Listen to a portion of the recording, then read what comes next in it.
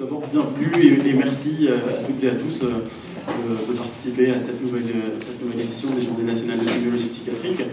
Donc on est très heureux de voir qu'il y a le double d'inscrits par rapport à l'année dernière. Donc on est très content de cette participation et ce qui souligne quand même l'intérêt qu'ont tous les psychiatres pour la sémiologie, qui est quand même le cœur et la base de notre pratique quotidienne.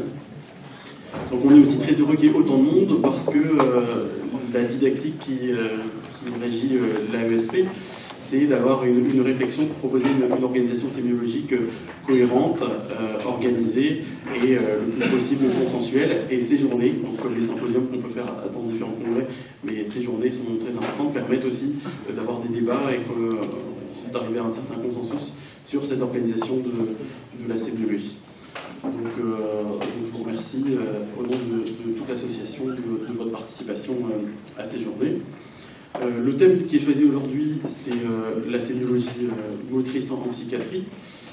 Donc, c'est un thème qu'on a jugé excessivement important, une sémiologie qui commence dès la sémiologie descriptive, donc c'est-à-dire dès qu'on croise le patient, et qui va de champs très différents, qui peut aller des troubles de l'humeur, de l'agitation, du ralentissement, en passant par la symptomatologie catatonique, et qui est une dimension qu'on a trouvée importante à traiter. Je vous renouvelle mes remerciements et je vous souhaite la bienvenue. Je vais passer la parole à Pierre pour introduire les gens. Alors, donc, pour introduire plus précisément effectivement cette journée de la sémiologie motrice, l'envie de traiter cette thématique particulière, c'est que la sémiologie motrice nous apparaissait être un grand champ dimensionnel, un peu oublié sur les descriptions sémiologiques actuelles. Si on prend l'exemple, par exemple, des RDoC, qui, vous savez, est développé par l'Institut américain, le NIMH, eh bien, les 4 dimensions proposées de travail, par exemple, là, il y a la cognition, il y a tout ce qui est balance émotionnelle, il y a l'éveil, il y a les cognitions sociales. Et bien, dans ces grands champs de travail, a été oubliée cette dimension motrice. Probablement que dans notre pratique et dans nos recherches actuelles en psychiatrie, les révolutions en psychothérapie ne sont pas indifférentes aux disparitions de ce champ de la sémiologie motrice. Or, vous allez voir que les intervenants, notamment de ce matin, vont pouvoir en parler de manière très précise, mais ces descriptions sémiologiques sont présentes depuis les toutes premières descriptions en médecine, les premières descriptions médicales. Par exemple, l'arrêté de Cappadoce au IIe siècle parlait d'ectasis. L'ectasis, c'était à la fois le délire et à la fois la manie pour lui, et il parlait d'agitation dans l'activité. C'est comme ça déjà qu'il décrivait. Donc, les premières descriptions de médecine font déjà référence à la sémiologie motrice, qui par la suite ont été un peu oubliées, et c'était notre souhait un peu de retravailler, de réfléchir ensemble sur ce point-là. Alors aujourd'hui, cette sémiologie motrice va être abordée dans différents aspects.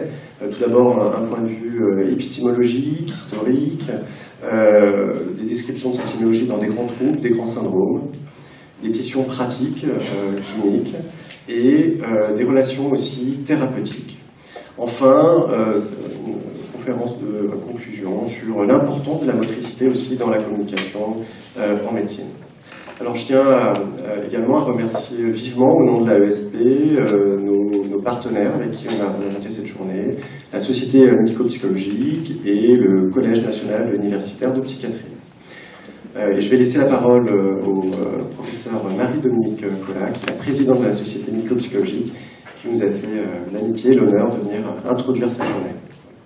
À tous, chers collègues, je suis vraiment très heureuse d'être parmi vous en cette belle matinée du mois de mai et je remercie tout particulièrement les organisateurs de cette deuxième journée nationale de sémiologie psychiatrique. Alors, la Société médico-psychologique que je préside cette année est heureuse de parrainer cet audacieux programme scientifique qui procède du souci des membres de l'Association pour l'enseignement de la sémiologie psychiatrique de revenir aux sources de notre discipline éminemment clinique. Et oui, à l'origine et le mouvement, motion latin qui, vous le savez, a donné aussi la racine du mot émotion. Le philosophe Pierre Lasserre, dans la philosophie du goût musical, illustre ainsi ce lien subtil entre motricité et émotion. Tous les états, dit-il, de la sensibilité sont moteurs. Le langage lui-même en contient la preuve. Il les appelle les émotions. Alors le psychiatre militaire que je suis s'est immédiatement senti concerné par cette thématique en référence au patrimoine légué par les sémiologues, les médecins, les neurologues, les psychiatres de la Grande Guerre. Et il y a 100 ans, avec finalement des descriptions célèbres de Canto Cormi, alors finalement, ne pourrait-on pas dire là aussi qu'il s'agit d'une dimension oubliée? Alors je vous propose d'illustrer dans cette petite introduction avec quelques images animées cet aspect du corps confronté au chaos, aux émotions extrêmes et ainsi ouvrir cette journée de travail qui examinera avec rigueur la sémiologie motrice des troubles anxieux et de l'humeur, les manifestations de la catatonie, la sémiologie motrice des troubles somatoformes et des crises non épileptiques, avec un focus sur l'examen moteur en psychiatrie. Enfin, la question de la motricité des psychotropes conduira à développer les incidences pharmacologiques, les addictions et le TDAH. Alors je propose un petit film. Ça va marcher.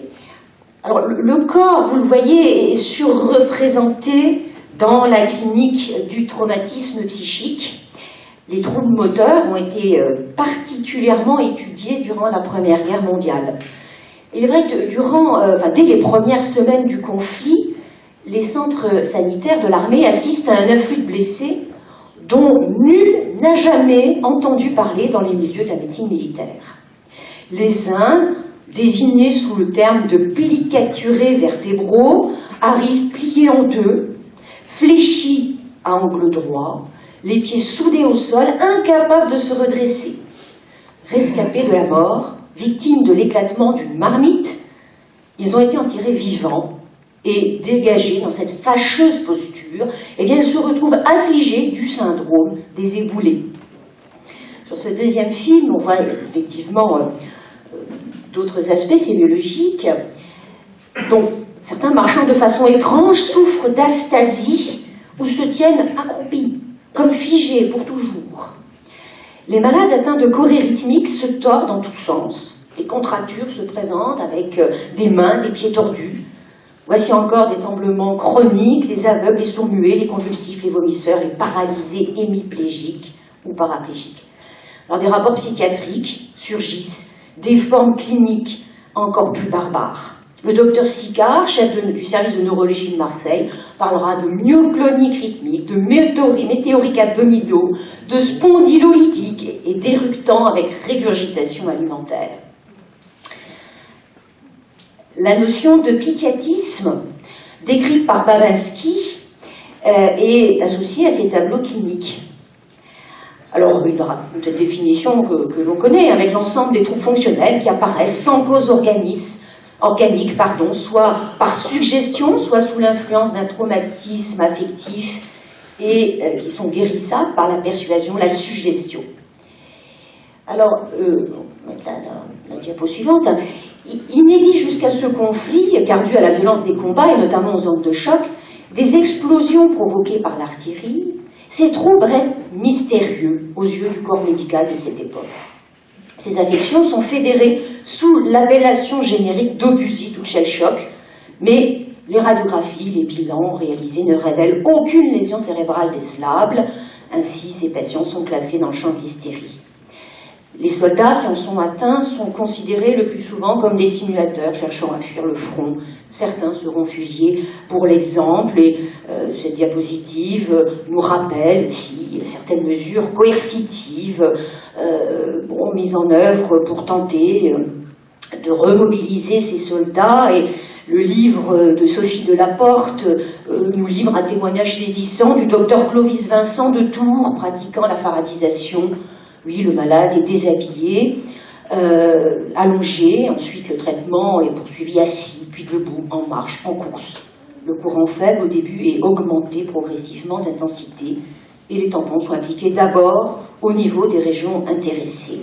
Nous livre une page de cette histoire finalement. Puis, s'il faut, on passe au procédé plus énergique au fur et à mesure que l'on augmente la force du courant. Alors, certains psychiatres et certains neurologues ont pu dire qu'effectivement, il s'agissait aussi de réaliser ces thérapeutiques devant certains malades pour, je dirais, à titre de stimulation, pour les amener à aussi regagner, dans un deuxième temps, le front. Alors, en questionnant les dimensions oubliées de la sémiologie motrice, il m'est apparu important, dans les suites de ce rappel historique des troubles moteurs, eh bien de rendre hommage à ces soldats oubliés.